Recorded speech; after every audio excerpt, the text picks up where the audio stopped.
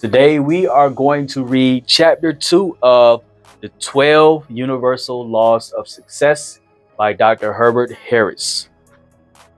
Chapter 2 is entitled The Law of Change. All right, let's jump right into it. Chapter 2, The Law of Change. The second universal law of success is the universal law of change. And be not conformed to this world, but be ye transformed by the renewing of your mind. Romans 12:2. Be not conformed to this world means that you are not locked into whatever circumstances, situations, associations, challenges, and so on that exist in your life right now. You do not have to remain in your present condition. Be ye transformed by the renewing of your mind means that you can be changed or transformed from your present condition by putting a new thought, a new state of consciousness into your mind. In other words, you can change your life from whatever it is right now, this world, to anything you want it to be by changing your thinking, your frame of reference about yourself. Taking the first and second universal laws of success together, the first law says that your experience of life depends on your thinking. The second law provides that the life you are experiencing right now can be changed by changing your thinking. Some people seem to be successful in whatever they do. It doesn't seem to matter which political party is in charge or how the economy as a whole is doing, because they keep their thinking centered on the positive aspects of the results they wish to accomplish. They get just those results no matter what. The universal law of change has three fundamental aspects: faith, choice, and desire. The first aspect of the universal law of change is faith. Faith is defined as a firm believer or trust in something or someone, generally for which there is no objective proof. It is a belief from which all doubt has been removed. The biblical definition of faith makes it very clear. Now faith is in the substance of things hoped for, the evidence of things not seen. Hebrews 11:1. In order to bring about change in your life, you must have faith that such change is possible. No matter how negative your situation, how absolutely overwhelming it may appear to be, if you have faith that things will get better, that there is something better for you in this life, then you have taken the first step toward finding it. If you have doubts that your life can change for the better, then you're right, it can't. You must know, believe, and have total faith that you are the creation of the Godhead, God consciousness, endowed with certain inalienable rights to be healthy, happy, and totally fulfilled. The second aspect of the universal law of change is choice. Choose this day whom you will serve. Joshua 24:15. Every opportunity, every challenge that we experience confronts us with a choice. We choose either a positive approach, flowers, or a negative approach, weeds. Even if we make no affirmative choice at all, an approach is selected by the world mind, which in this cycle is generally negative. In order for you to change your life for the better, you must affirmatively identify and specifically define what a better life means to you. Then you must choose to pursue this better life you have defined for yourself and make the changes in your thinking and acting that will bring it about. An example of this principle is described in the parable of the prodigal son, Luke 15:11-32. To loosely summarize the parable, the youngest son of a rich man asked his father for his piece of the rock. His father gave him his share, and the young man went out into the world and partied his fortune away.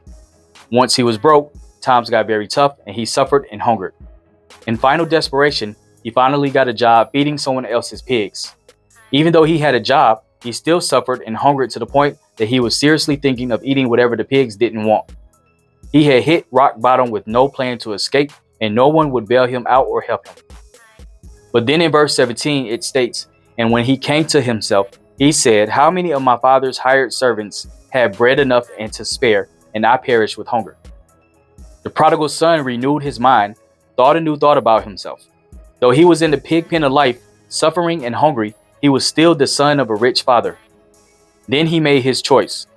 He chose to serve his father, positive, rather than serve the owner of the pig pen, negative. Verse 18 states, "I will arise and go to my father and beg for a job doing anything." He then took action pursuing his choice. Verse 20, "And he arose and he came to his father." He begged for a job, but his father wouldn't hear it. His father treated the prodigal son as whom he really was, a long-lost son of a powerful father, not a servant.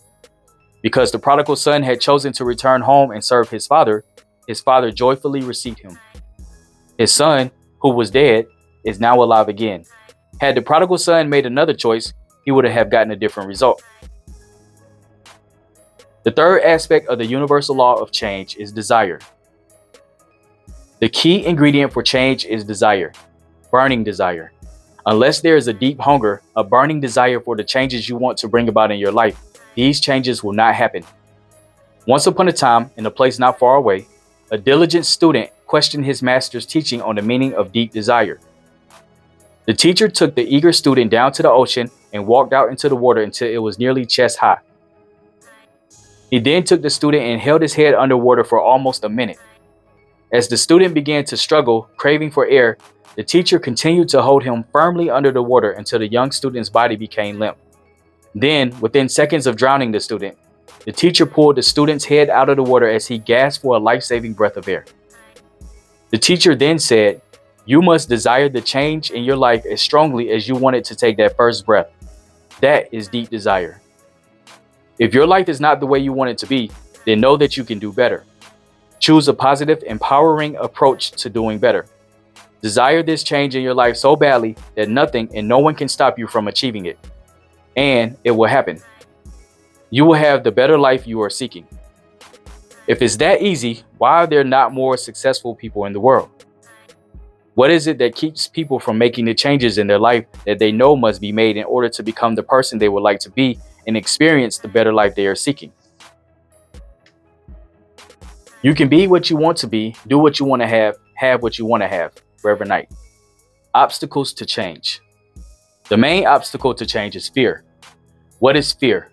F is for false, E is for evidence, A is for appearing, R is for real. Three main fears keep people from making the changes that are necessary to improve their lives. Number one, the fear of change. Number two, the fear of criticism. Number three, the fear of failure. Some people fear change itself. They may say they want to change certain aspects of their life, but at the same time, they're doing everything possible to keep their situation exactly the way it is right then. This fear of change sometimes manifests as a fear of the unknown. One of the pitfalls of being successful but unfulfilled is that it is easy to become complacent and satisfied with what you have accomplished.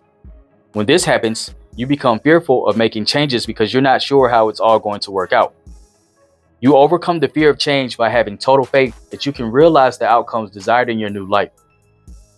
Know that your Father, the Godhead, is rich and powerful and eager to bestow all good things unto you. The fear of criticism robs you of your initiative and destroys your imagination. It is fatal to your personal achievement and encourages the development of inferiority complexes. When you fear the criticism of others, your desire for change is neutralized and you remain stuck in the very condition you want to change. To overcome the fear of criticism, you must realize that all criticism is not harmful. Consider the source of the criticism. Is it coming from someone who has already accomplished what you are trying to do, or who is otherwise successful and fulfilled in their own endeavors? Or is the criticism coming from someone who is unsuccessful in whatever they attempt? Is the criticism motivated by true care and concern, or is it motivated by jealousy and feelings of inferiority? When criticism is constructive and comes from someone you respect, pay attention to what they are saying and intelligently analyze their statements. Make the required adjustments and continue making the changes desired in your life. If the criticism comes from someone you do not respect, tune them out and continue with your program. If you search throughout recorded history, you will never find a statue erected to a critic. Statues are erected for the doers, those who take on the challenge of change victoriously and go on to do great things in the world. Overcome the fear of criticism by refusing to worry about what other people think, say, or do. When people criticize you, it's a good bet that you're doing something right. Those who are qualified to give constructive criticism will find a way to do so, which makes you feel empowered. The fear of failure keeps you from trying. Fear of failure often manifests as the habit of procrastination. This way, you can talk about the better life you desire and know the changes in your thinking that are necessary to bring this better life about.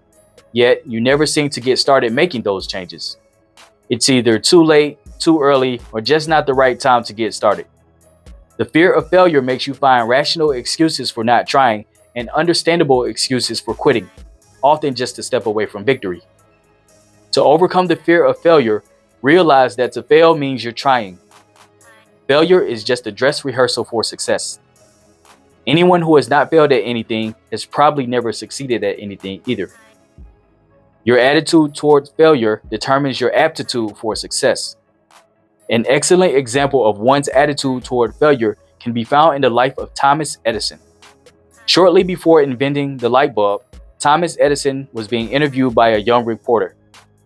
The reporter asked Mr. Edison why hadn't he given up on his light bulb idea since he had failed on over 3,000 attempts to make the light bulb work. Mr. Edison looked at the reporter and said, "Failed? I have never failed. What I have done is successfully identified 3,000 ways that will not work."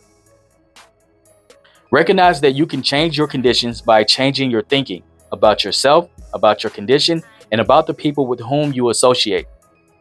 The key to experiencing a better life lies in your ability to fully and completely describe the vision of the life you wish to experience and of the person you would like to become. Chapter summary. The universal law of change provides that the life you are experiencing right now can be changed by the changing of your thinking.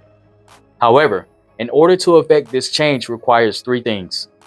You must have faith that there is something better for you, you must choose to do better, and you must truly desire to change. Fear of change, fear of criticism, and fear of failure are the main obstacles to change. To overcome these obstacles, you must have total faith in God, in yourself, and in your abilities. Don't worry about what other people think, say, or do. Treat each failure as a dress rehearsal for success.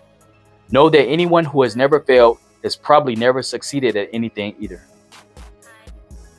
That was chapter 2 of the 12 Universal Laws of Success by Dr. Herbert Harris. Chapter 2 was entitled The Universal Law of Change.